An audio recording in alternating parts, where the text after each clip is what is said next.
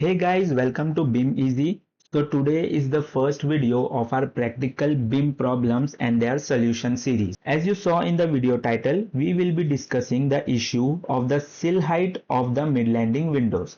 As you can see, my mid-landing window is showing a sill height of 2360 mm, which it is calculating from the floor level. But I don't want Revit to calculate it from the floor level. I want Revit to calculate it from the mid-landing level. The same will be highlighted in the window schedule that you have created. So this will be problematic in your documentation as you may require the sill height from the mid-landing level. But by default, Revit calculates it from the floor level. Unless you make another level at the mid-landing level, which you can give reference to the windows. But imagine you are working on a high-rise structure, then creating levels at all the mid-landing levels would be a very crazy task, right?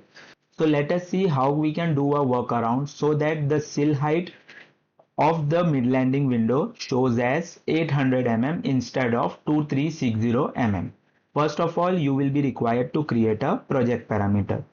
Let us go to Manage, click on Project Parameters, click on New.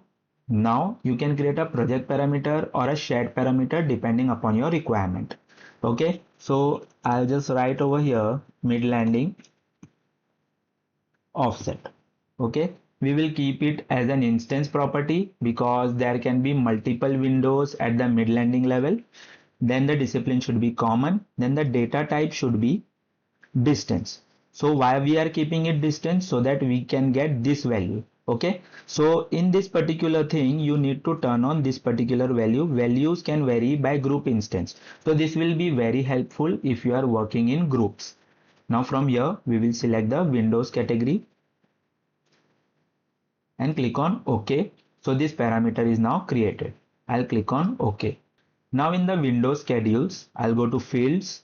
From here we will search for mid-landing offset. Here it is. I am just bringing it here and click on OK. So as you can see, the mid-landing offset is blank now. So let us fill these values one by one. Mid-landing offset for these two windows we will keep at 0, and for the W3 window we will keep at 1560. 1560. Okay. Now next step is to create a calculative parameter. To create a calculative parameter, go to fields. Here you will get add calculated parameter. Click on it. We will type actual sill height. Discipline will be common and the type will be length. Now in the formula we will select sill height, click on OK, minus mid-landing offset. Click on OK. Click on OK again and I'll just move it upwards. And now you can see the actual sill height is showing over here like this. As you can see, it is not showing 800, it is showing something else. So there might be an issue with the units of the project. To check the units, go to Manage, Project Units. From here, I'll change the distance from centimeter to millimeters and click on OK and click on OK. And again, I'll click here, I'll enter 1560 over here.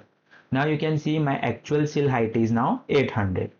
Now what we will do, we will select this one, right click and hide column. This one, right click and hide column. So now you can see the actual sill height is 800 mm.